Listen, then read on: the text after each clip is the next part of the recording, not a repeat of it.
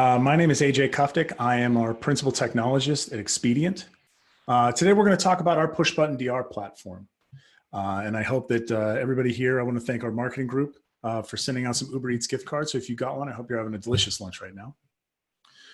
Some quick housekeeping. If you have any questions during this, please enter them into the QA panel at the top and not into the chat. That allows us to keep track of the questions and make sure that we get a chance to answer them. They get lost in the chat. If you ask a question, you're entered to win a prize. That prize is a Sonos Play 1 Generation 2 speaker. So please ask some good questions. We want to get some interaction going here. And at the end of the demo, we have some special guests joining us to go through the questions. Also, this is being recorded. It'll be on our website. It'll be on our YouTube channel. So if you have to step away or someone that you work with didn't get a chance to join, this will be available afterwards in its entirety. So let's meet Expedient. We were founded in 2001. We started as a co-location company and branched out into managed services and into cloud. There are very few companies that do all three. Some of them will do one or two. We do all three. We have cloud locations in US East, Central, and West. Our West market actually just opened up at the end of last year, so that's our Phoenix market. We have international cloud deployments at customer sites in Australia, Germany, and Canada. So if you have a cloud site, if you have a location where you'd like the cloud to be that isn't one of our data centers, we can make sure that it gets there. We were recognized by Gartner for DR as a service the last 3 years in a row. And we've also been a VMware cloud provider since 2007 as part of their VCPP program. We have 20,000 plus VMs on our platform. We've been doing VMware at scale for a very long time. And we're also a Zerto Platinum partner. So that's a little bit about Expedient. So let's talk about us versus a hyperscale platform, right? So when people think of DR as a service, they think, oh, I'll just replicate my VMs into the cloud. AWS is right there, right? One of the problems with that is that when you do that, those instances have to be up and running. So you're paying for double the resources, you're paying for double the licenses. Our model is flexible and allows you to have the resources available without having to pay for all the additional licensing and hosts and those sorts of things. You're paying for the VM and the resources so they're available for you. We have full network failover, and that network failover includes firewalls, IP ranges, VPN tunnels, and egress points. So we can take your application and move it from one point to another seamlessly to your end users. So they don't have to notice that anything has really changed. They'll see an application outage, but it'll come right back up at the same point. With hyperscale platforms, you may have to go in and make a DNS change and wait for time to lives to expire. And it takes a long time, and it's a very clunky and manual process. We can also fail back easily. So we don't have to worry about converting from our instance type to your on-prem environment. It's the same VMware platform on both sides. So you have this easy, smooth failback process. So when you fail over and you want to go back, it's totally fine by us. We also don't oversubscribe our resources. And I want to make sure that that's clear. When we talk about a lot of DR providers, they oversell their resources.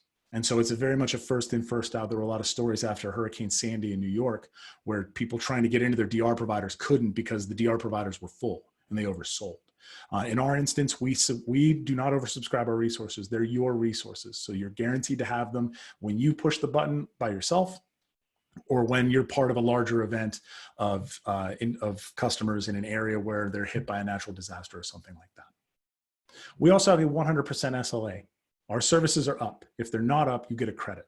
And that allows you to line those up to your business objectives and your business SLAs where they expect that level of uptime versus trying to line that up to the individual 99.x% SLAs from a hyperscale cloud. So how do we deliver DR as a service? We have our white glove service. So we have a great delivery team. So shout out to our whole delivery team. What we do is we sit down with you and we go through your applications and how you're handling your disaster recovery and how to make that better. What applications need to go together? What needs to be grouped together? How do we build that out? And how do your networks work so we can make sure that your network fails over seamlessly as well? That is our white glove service. And as part of that, you don't pay until you have a successful test. And that's not some sort of marketing spiel. We want you to be successful. We want you to be able to say, we moved onto their platform and it worked day one. So that's our promise to you and your promise to us. We also don't charge for testing. There's no set number of hours per year that you can do testing. There's no set dates. You don't have to call us and say, hey, during the week of March 13th, we're going to be doing our DR test. Make sure we have resources. Those resources are available at all times. And because of that, you can do your testing of, say, whole site, but you can also get as granular as saying, I want to fail over just the one application and test that and make sure that that works. Maybe you brought on a new application. You can just do a test of that. So we have a number of different options inside of our DR as a service. We have our push button DR powered by Zerto, and that helps with our critical workloads. We have near real-time RPOs, and you'll see that in the demo. We're talking seconds of RPO. And our RTO is in the minute scale. This allows us to do things with network failover and automation that gives you that full orchestration around your disaster recovery platform. With our essential workloads, maybe secondary production systems or maybe tier 2 applications, we have things like we have VMware vCloud availability. And that provides a lower RPO in the 5-minute range, which is still a great RPO, and the journaling to be able to go back into multiple checkpoints, but it doesn't have the automation and not in the network failover. And that's for a tier 2 application, you're probably already moved your network over if you're getting to the point of failing over your tier 2 apps. And finally, we have our low priority workloads with Cohesity, and that's a backup and snapshot system. So the RPO on that is about 4 hours. That's how often we take our snapshots of those. One of the key use cases for this is not just the disaster recovery aspect of it, but the ability to do DR or to do test and dev with that. So you can take your, say, production database server and recover it at the DR site, because remember, those resources are yours and always available. And you can do schema testing against that. And you can make sure that you have this schema is going to work when you go to do your upgrades. So let's talk about that network failover. This is one of the key points that gets missed in most DR plans. Everybody's concerned with, how do I get my data from point A to point B? How do I make sure that my compute comes up on the other side so I can see my systems? The problem is, in order to see your systems, you have to talk on a network to get to them. And so that network failover stuff gets lost or is kind of muddied and said, well, we'll change some DNS entries, it'll be fine. And that's clunky, and it's a very manual process. And through our systems, we're able to fail over those firewalls, IP ranges, VPN tunnels, and egress points to be able to say, here's your old site, here's your new site. No one knows the difference. So let's see what this actually looks like from a diagram standpoint. So right now on the left side, we have our primary site and our private and public IPs, right? We also have our secondary site configured with our core, and they're both talking to the public internet. In the event of a failure, we have our virtual server replication and our orchestration that can bring those things over. BGP is connecting those public IPs up to the core and doing network convergence there, so we have that routing there. If this fails, our network gateway IP comes over, our public internet IP comes over, our virtual servers come over, and BGP convergence brings that public internet IP and says, hey, I was over here in the Pittsburgh data center, now I'm over here in the Indianapolis data center. And so to the end user, there's no IP changes, there's no DNS changes, there's no other network changes. They just connect back to the application as if it was back in your original primary site. So that's neat on the diagram, but let's see how this actually works in practice. So we start with our data centers. We start with our ACM data center in Pittsburgh and our 701 data center in Indianapolis.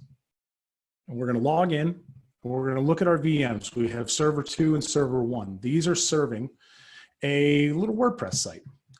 And we'll go to that here. And we pull up our demo site. When we go back in, we can go into the self-service portal. So this is up to you. You have full access to this. You don't have to call anybody on our operations staff to go initiate a failover for you. And in here, we have our VPG. So this is how we can get granular with those applications. Each one of these could be a different application, whether that's, a billing system or HR system. They can all be individualized.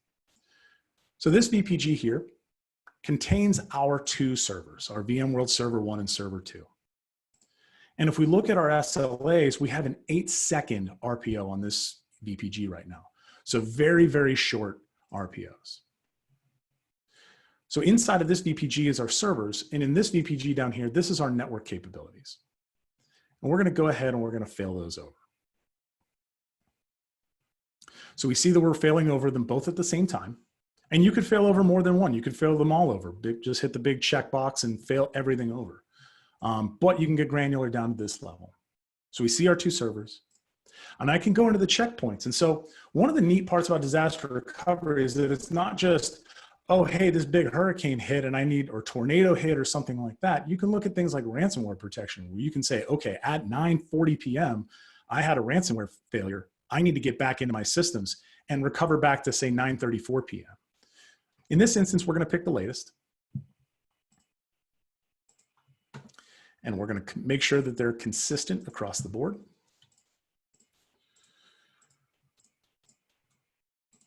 So Zerto has a function called commit and rollback. And that gives you an opportunity to check and make sure that your application is up and running on the new side and make sure that there's no failure to the application, that something didn't come up right. And it gives you an opportunity to roll back before you break replication and say you're on the new side. So these are going to do their failovers. And so remember, we talked about our egress points. So here we have our 701 and our ACM data centers together.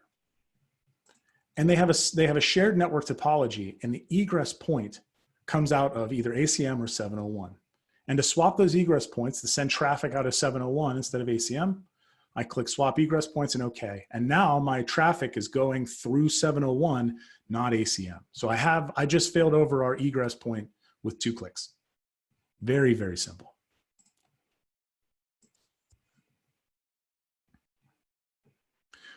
So we'll go back into Zerto and we'll see that we're waiting to commit. And we'll go into our data centers and we'll go over to 701 and we'll see that we have our 2 VMs. They're up, they're running, and they're in the new data center.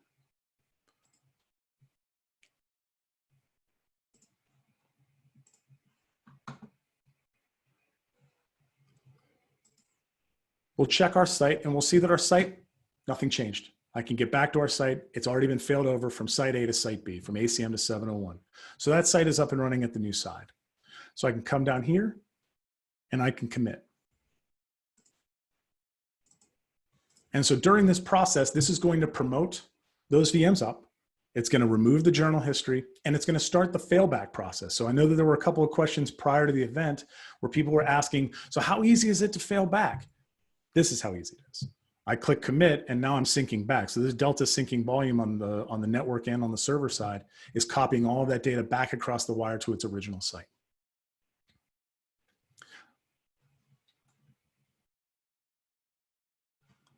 So now let's fail it back, right? So now my disaster is over at my original site. I can point this back, verify that we're going back to the latest checkpoint.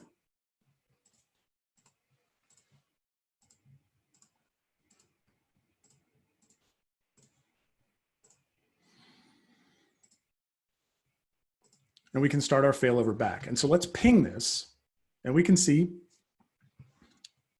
that our website is down. And if I go into the website itself and I click refresh, 404.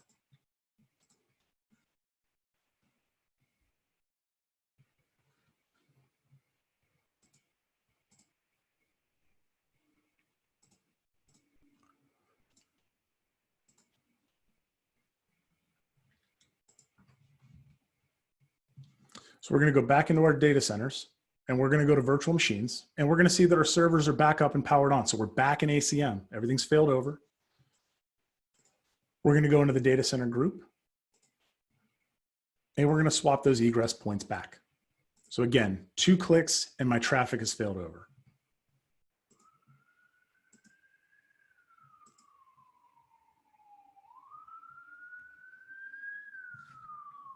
Once this comes up, let's go check on our ping. And we can see that our application is pinging again. And if I go up to the website, we do a refresh and the page is up. So that was a failover and a failback. Very simple, very easy to do, including all of the network functionality. So again, no changes to DNS, no changes to IPs, everything failed over smoothly. What this allows us to do is because we have the capabilities from the DR technology to have that low RPO, low RTO, combined with that network failover, we can move from disaster recovery to IT resiliency. We don't have to think about disaster recovery as this big, scary thing that's going to cause a lot of pain for our users. We can just move over to that new site. We can fail over through orchestration and use the same IPs. That's a big deal. That's not something that's easy to do. And we've taken our capabilities as Expedient and put them to work on this and made a product that is really helpful for our customers so that they don't have to worry about those changes. One of the other interesting parts here is that because you're coming onto our platform and we're a VMware cloud provider, we can save you on licensing. So when you're trying to build your own DR site, one of the things that comes up is, where do I get my hosts? How am I going to license them? I have to build this entire second environment and maintain the whole thing. When you come onto a DR as a service platform like Expedient, all of those operations are handled by us. So you don't have to think about it. You just have a DR site that works. It's a novel concept. So that's our demo. Please join us next week for our automated scale with Expedient Enterprise Cloud. We're going to do some things with Terraform and Ansible and APIs. So if you're into that, or you have developers who want to get involved and kind of see what the next step for them is from an infrastructure standpoint, I highly encourage you to join us next week. That's May 7th, 12:30, same time, same day, same time. This is our recurring demo series. So we're happy to have you guys here. We're here every week doing new things and talking about all the cool stuff that we're working on. And finally, if you want to schedule a test drive, please contact me, aj.kuftic@expedient.com, or at ajkuftic on Twitter, or /in/ajkuftic on LinkedIn, and get in touch with me. We want to get you guys in front of this, have you kick the tires on it. It's something that we think is a really great product and will help a lot of businesses move forward. And with that, I'm going to open up the Q&A. We are at 75 questions. And I'm going to invite our Chief Innovation Officer, John White, and our Director of Solutions Architecture, Rob McCafferty, let's go through some of these questions and see if we can get some answers for everybody. Hey, thanks, AJ. Great presentation. So I've been answering some of the questions in the Q&A chat. Thank you for all the questions. There's a ton here. There is some themes that I just want to kind of call out specifically. So a few people asked about our SLA. Some people asked about it. What's the math around it? There is no real fuzzy math. It's not like a 99.95 that you have to have a 3-month window at that you might see at other cloud providers. This is 100% SLA. So if you are down, your applications are down, it's something that we have a penalty for. And so we're paying to make sure that you're covered in that service, and we're getting you back up as fast as possible. Lots of questions on compliance. We spend a lot of our life interacting with different customers with different compliance and regulation needs. AJ mentioned that we have some of those international cloud sites. Part of those were actually due to compliance. We had very specific data governance for a few different customers that we had to be in very specific locations. And so we can take our cloud and actually put it anywhere to deal with some of the data governance or maybe even data gravity challenges you might have. And then we have some just general compliances. So PCI DSS is something our cloud platforms go through for certification. We've been interacting with HIPAA for many years now, probably a good 14, 15. So we'll actually sign BAAs with our customers to then make sure that we're making sure our services are compliant to them. We actually have a whole compliance team that will help map if you have NIST or ITAR or whatever it might be. We can help map our SOC processes that we have and actually show them how you can actually meet compliance with whatever regulation you have to deal with. So that's something that we're really deep familiar with, and we're happy to partner with our clients to make sure that we can meet their auditors' needs. Had a few questions on some of the product design. So as AJ mentioned, we can do DR obviously in between our clouds, in between any of our data centers. We can actually do DR from your site into our cloud or vice versa. We have a lot of customers that actually they want to keep their data center. Maybe they have assets that they purchased a few years ago that they're not ready to fully depreciate yet. They'll run primary there, replicate into our site, and actually can do those testing whenever they want. Then what we find is they'll realize that the performance, since we have newer hardware, is better than what they have at their site. they'll start running production inside of our data centers in our cloud and then use their site as secondary. So we support a lot of those different operating models. Those are all something that we can have a conversation on to kind of figure out what's the best fit for your business. Let's see what else. Have you actually seen and restored from a ransomware compromise? That's a great question, and that is something that, yes, we have. Some of our customers have been hit with ransomware. You know, it's one of those things where we can only protect so much when it's a user issue. We actually have an interesting story. Rob McCafferty, who's on the line here with us, he actually did a presentation for one of our customers explaining to them how to prevent ransomware. And a few weeks later, they didn't follow the instructions and they were actually one that got hit. So we've dealt with that. It's a messy situation for everybody, but we have the tools in place to quickly restore the systems to get them back up and running and avoid paying that ransom, as that's something that I don't think anybody really wants to be in, but that definitely does happen. One of the questions, is this a VMware only solution? This is focused right now, what we kind of showed you today, as having, you know, VMware being a big part of it. We can interact with physical servers or servers even that you don't have access to the hypervisor. So we could do operating system to operating system replication. So a lot of different solutions we can put together to kind of build out a custom DR plan for our customers. Yeah, John, one interesting question I saw was someone asked about the learning curve. And, you know, as AJ mentioned, this is all based on VMware technology, Zerto technology. So it's the technology that your teams already know and use every day. So the learning curve is very low.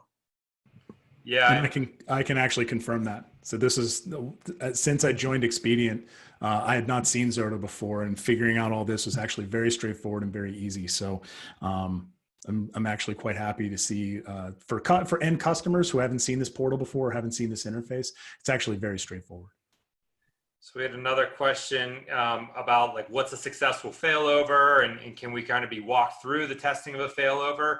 Yes, absolutely. So we actually put it as a requirement that you need to go through before we sign off on the delivery side of it. You have to go through a failover. So we have our client care people available to walk through the DR, whether it's a weekend, which is probably the most popular time, or a weekday, whenever it works for your business. We walk through that DR test with you. We actually show you how to push the big red button to make sure it fails over. And we don't consider it successful until you're happy and your application is actually up and running on the secondary side. Just to bring over the VMs is kind of easy, but to make sure the application's running, your people can interact and do business, that's the hard part. And we want to make sure that happens. We want to make sure it's so easy and orchestrated that you can do this anytime you want. We have one customer, and you can see it on our website, Bouchard Insurance, that they're down in Florida in the Tampa area. And every time they see a hurricane even developing, they push the button and send it to the secondary site in our Memphis facility. And they're up and running, you know, inland in a matter of minutes to make sure that their business is not impacted by any natural disaster might be coming their way. So John, I see a question here. If we currently have on-prem Zerto, can we replicate to your data center and use it as a DR site? Yeah, absolutely. So you can actually, if you bought the license, you can bring your own licensing into our cloud platform and use us as the secondary site, or a tertiary site even too, because Zerto actually can send the data to multiple sites if you want. Yeah, one other one here is, in an engagement with Expedient, can you mix workload commitments to include critical, essential, and low priority? Yeah, absolutely. As AJ had a slide on the 3 different tiers with different RPOs that we offer, you can mix and match those to meet your business need for each and every application that you have. Yeah. Yeah, I just brought that slide back up. So these are, go ahead, John. Yeah, so we have a lot of customers actually use Cohesity as the backup platform, and they can easily use that as kind of a great way to move those low priority workloads. So that's something there's really no additional cost, and they can simply fail those over to the secondary site and kind of break up where they're actually spending their money with DR, making sure they're putting the critical workloads out there, and then handling all the rest of the workloads inside of the Cohesive platform. I see a question here from Dan Weissman. If our internal IT can't get to a computer, natural disaster or something to do a failover or change, can your support team help?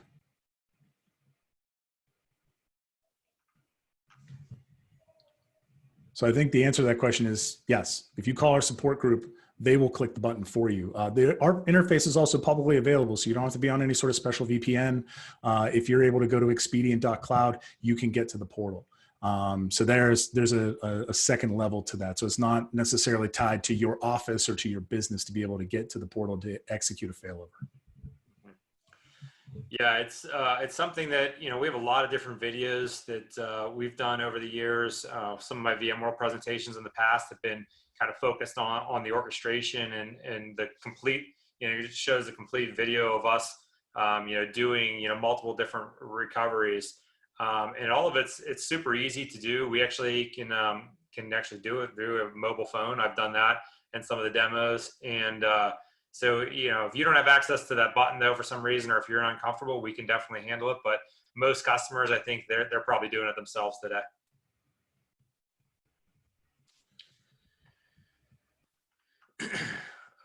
So we had a question here. Where do you have data centers in Canada? That data center that we have the cloud pop in is in Montreal.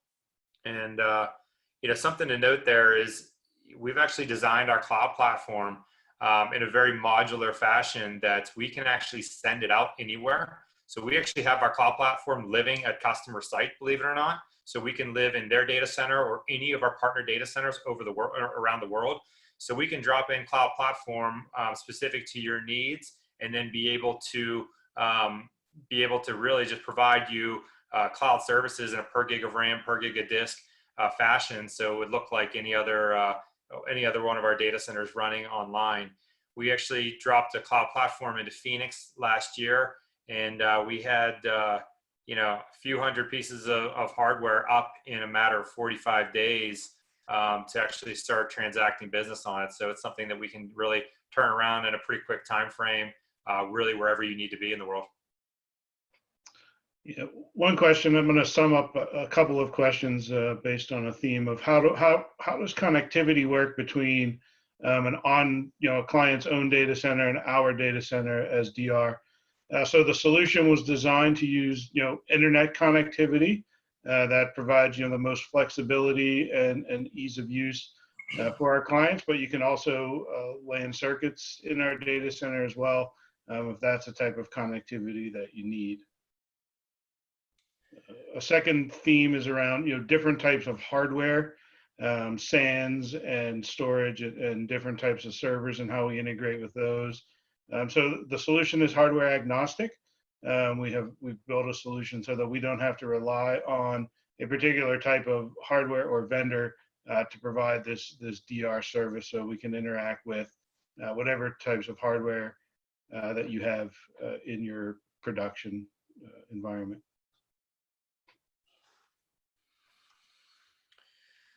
All right, so there's a few other questions. I'm trying to kind of pick some of the highlights here.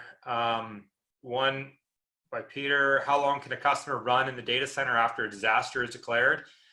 This is something that's pretty unique. Is we actually don't put a time limit on it. So the way we operate is that we're reserving the hardware for you to run at any time. And so you can, go and move your secondary, move your primary workloads and run it inside of that cloud environment for as long as you want. And if you're not using it for DR, you can use that for dev test servers. So if you wanted to have your developers all kind of spin up and use that hardware, you could do that and then declare a disaster, shut everything down first that's running dev test, move your primary workloads up, and you're up and running. So that hardware is available for you to use anytime. So we tell our customers they can fail over and do their DR test whenever they want. We see most customers doing it maybe once or twice a year, but we have some customers that also fail over monthly and quarterly. It's all up to them. There's no extra charge for you to use that failover site. Somebody asked, failovers are not automated. So, there's a lot to that simple question. We simply don't say, okay, if it goes down, then you need to fail over, because everybody has different tolerances, right? If your application for some reason goes down and it's only going to be down for 5 minutes, you might not want to go through the process of failing over to the secondary side. So there is a manual intervention step in place to make sure that your site's just not flipping from one side to the other when it's built in a primary and secondary site. We do have customers, though, that will start to build active sites for maybe like web applications. And from there, they can almost do automated failover in specific segments of the application, so that they're running hot on both sides. And if you would have an issue at data center 1, data center 2 would be able to handle the load. So we have some of our customers that do e-commerce, as well as then big websites that we host. They do methodologies like that. And when they're running all inside of Expedient, it's all one big flat network.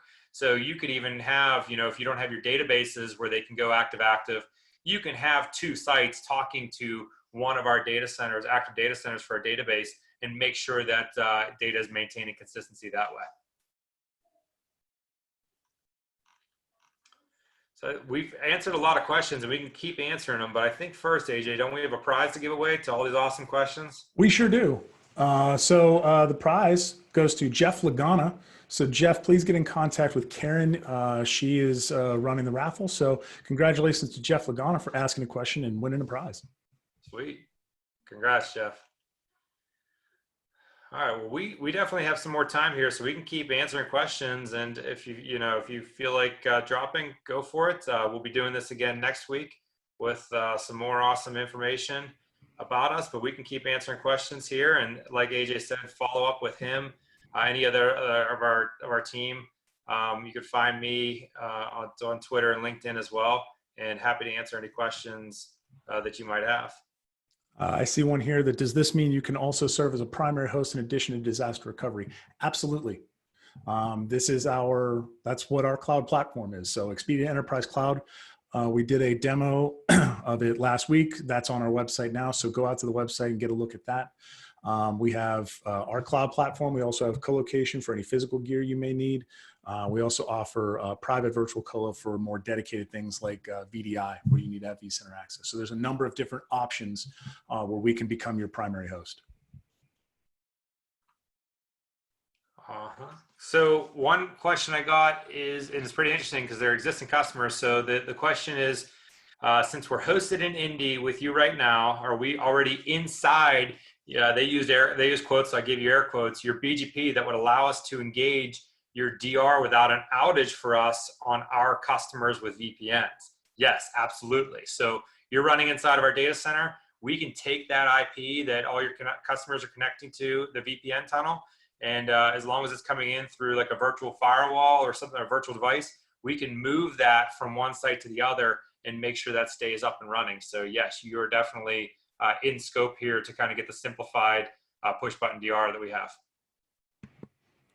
Is there a test we can run before a failover? Yes. So directly above that failover button is a test button, which will allow you to bring the application up in a test manner. So there are different options. You don't have to do it live. I did it live, but you don't have to do it. You don't have to do a full failover in order to test your applications. So question here, how is the connectivity between the sites managed? Are these diverse routes? Yeah, so between every one of our data centers, we actually have diverse 100 gig connections, and then we actually bring those into major peering hotels. So in Silicon Valley, in Chicago, and in Virginia are some of the main hubs that we live in. And so they're going to take multiple diverse paths to interconnect all the different data centers together to make sure if we have one piece of fiber go down, it's not going to impact replication to one of those data centers.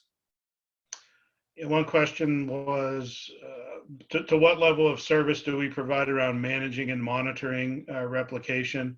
I think as John mentioned earlier, but all our facilities are staffed 24 hours a day, 7 days a week. So we are monitoring and managing replication and able to provide you, notification and alert should it go outside of the defined SLA. So we have a question here. So this is a completely separate cloud service from, say, Azure or AWS. Yeah, so this is using our own cloud resources underneath. So it's a VMware-based environment. You can take a look at our website for Expedient Enterprise Cloud. That's what it's based on. So it's a very similar environment that you have running today that we can fail into your existing VMs into this environment. We also play very nicely with the different public clouds. So across that 100 gig network that I was talking about, we can do direct connects into those different clouds, and then actually do replication from those clouds into us if need be.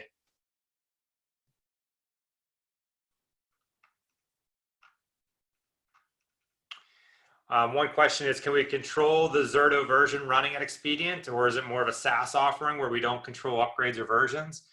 This is something that we've worked with Zerto for years on to make sure that you can actually have multiple versions of Zerto running to actually make the product work. So you really can't control what Zerto version that we're running, but we always make sure that we don't get out of compliance with all the different Zerto versions that are running at our customer sites and then running inside of Expedient. So we push Zerto to make sure they keep the interoperability between versions. And then we make sure that everybody will be supported, and an update that we do is not just going to break a whole mass of customers.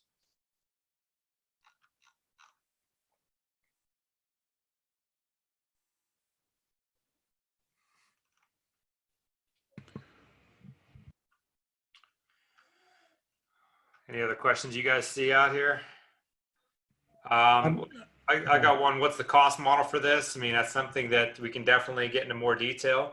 But because there's a lot of different options, as AJ mentioned, and Zerto, VMware, and Cohesity, all those replication software, all have different costs to them. So happy to talk more about that, Michael. I have one here. How do you facilitate the connection between my on-premises hardware to utilize your data centers as a failover location? So there's a couple different options there. We can do VPN tunnels, or we can run circuits. A number of our customers have already done that. So there are different ways to go about that, and there's obviously different costs to doing each one of them. So we can definitely talk more about that. Somebody asked if there's a demo using the Cohesity platform to do this, and I don't think we have a canned demo yet, right? I think we just do those live ad hoc. So Kyle, reach out to us, and AJ, myself, Rob, any of the other solution architects, we can give you a demo and show you how that works. Absolutely. We just actually did we used Cohesity to actually do a migration of thousands of servers for one of our clients. So we have a lot of use cases that we've been using that product for in the last few months that are pretty interesting. Yeah, Jeff asked, how long does it take to deploy this solution? Most of our clients are ready to do their test failover within a couple of weeks of engaging with us. Obviously, depending on bandwidth and the amount of data that you have, it's going to take some time to move that data. But our implementation process is pretty hands-on. You're going to work with a project manager. You're going to work with our delivery engineers, and they're going to help walk you through the process and make sure that we're getting things implemented in a timely fashion, and that first test is successful. Someone asked if we have a live help desk. Yes, we have a live help desk, 24/7 operations at all of our data centers. So when you call in, someone answers the phone, and it's a very helpful operations staff. They do a great job for us. If we move our production to Expedient, is there a charge for bandwidth usage? So there is no data egress costs in the hyperscale model where you pay for the gigs of data that you're moving back and forth.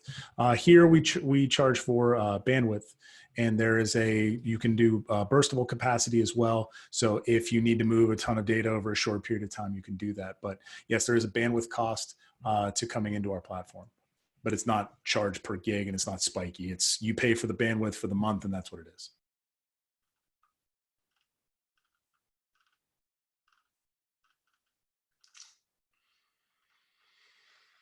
So somebody asked here, what happens if the entire site goes down and we lose all connectivity?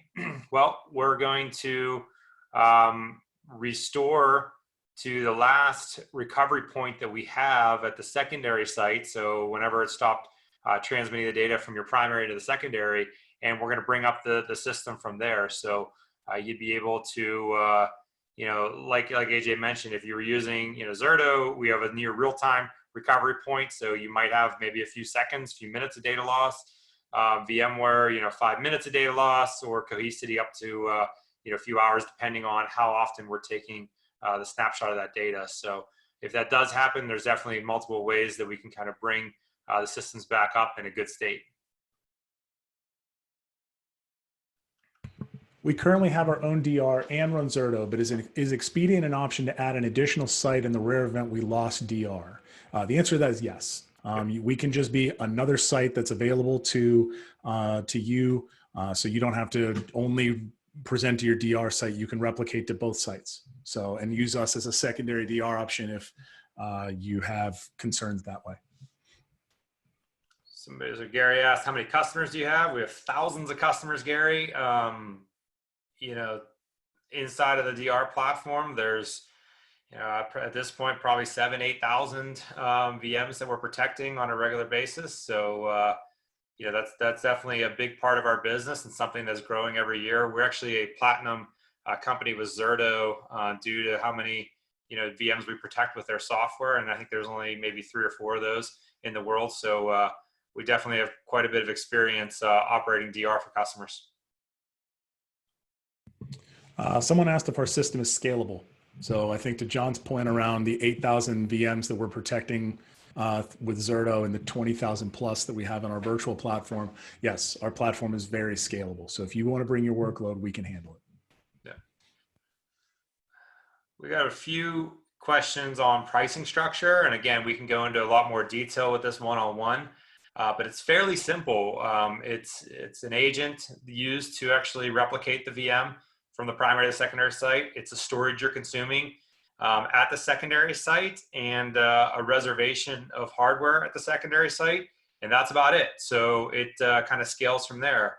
And you know, to put this in perspective, we have customers that have 1 or 2 VMs in disaster recovery to customers that have a few thousand VMs inside of disaster recovery. So it's all something that you can kind of mix and match and pick what's most important to you to make sure it's protected.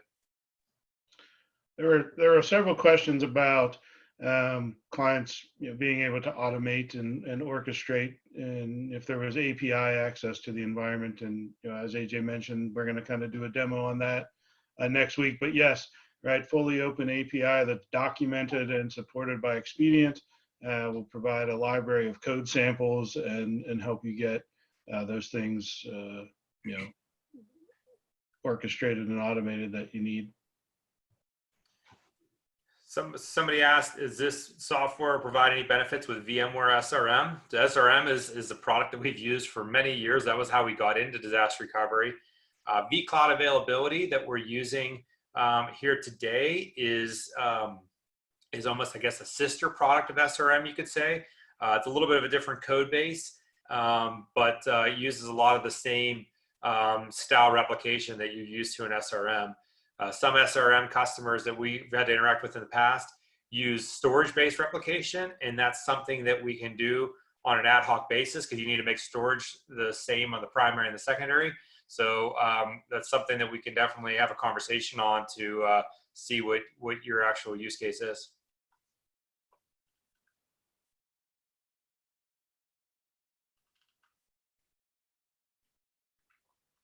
Somebody asked, what if you have a plan in place, how easy it is to transition to your service? So really the honest question is, if you have a plan in place and it's working, you know, it might not make sense to actually make a move. But if you're having, you know, challenges with actually bringing up the secondary site in a timely manner, or unhappy with, you know, the level of service, that's something we definitely would like to have an interaction and conversation about. It's something like, as Rob mentioned, I mean, it really, it depends on the size and scope of the project, but it's something that we can, you know, get DR up and running for a lot of our customers within 30 to 45 days. So it all just depends on the complexities of the applications and really the size and scope of the amount of servers.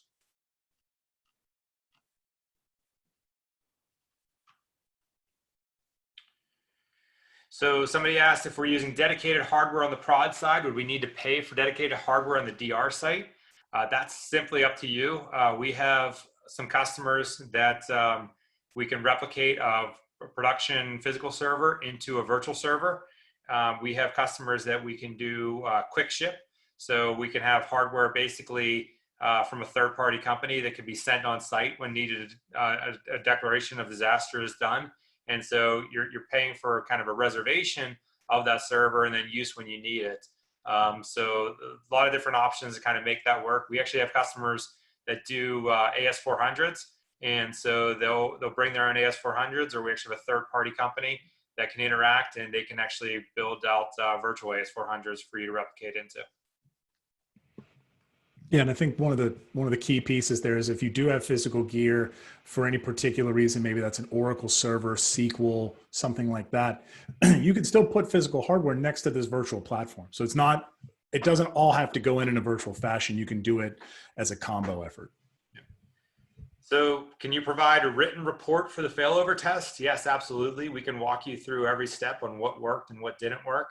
It's something that we actually attach into the customer's ticket once they do the failover as a PDF. So you can hand that to your auditors and you can show them, hey, this is what happened. This is where it worked. This was my validation and sign off of when the application got up and running. And you know, whatever really you need to kind of satisfy your requirements, we can make that happen. Everything's logged inside the system, so we know exactly what's going on all the time.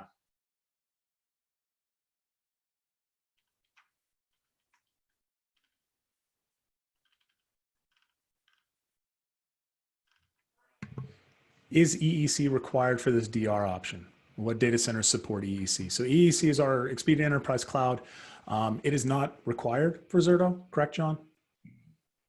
EEC is not required. So yeah, I'm just reading another question too. Somebody asked, the current customer Expedient, is all this true with non-EEC? Yeah, the product's the exact same, whether it's EEC based or virtual colocation.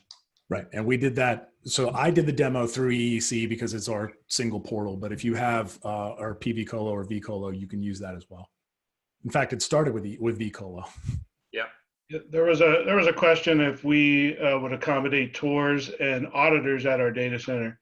Yeah, absolutely. We definitely invite tours to come in, auditors to come in normal circumstances. Obviously, while we're under our current situation, that's a bit limited. But there are virtual tours of each of our data centers on our YouTube channel as well. Right. Yeah, if you're a current customer, thanks for bearing with us as we limit the entry to our data centers and make sure that our staff and you are safe. So somebody asked if you have web application firewalls, load balancer services in the DR model. Yeah, so we utilize the Citrix VPX load balancers quite a bit for both of those functions, and that's something that we can absolutely fail over to the secondary site whenever that disaster is declared.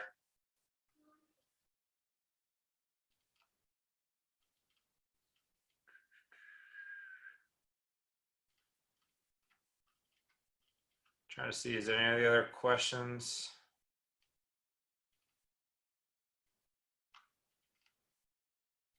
Yeah, a lot of great questions here. I mean, there's a whole bunch on understanding the costs and stuff like that. So if you're interested, definitely reach out on the website to AJ, to me, whoever you feel comfortable with. We're going to we're happy to answer those questions, provide you some more insight to help you make better decisions inside of your environment.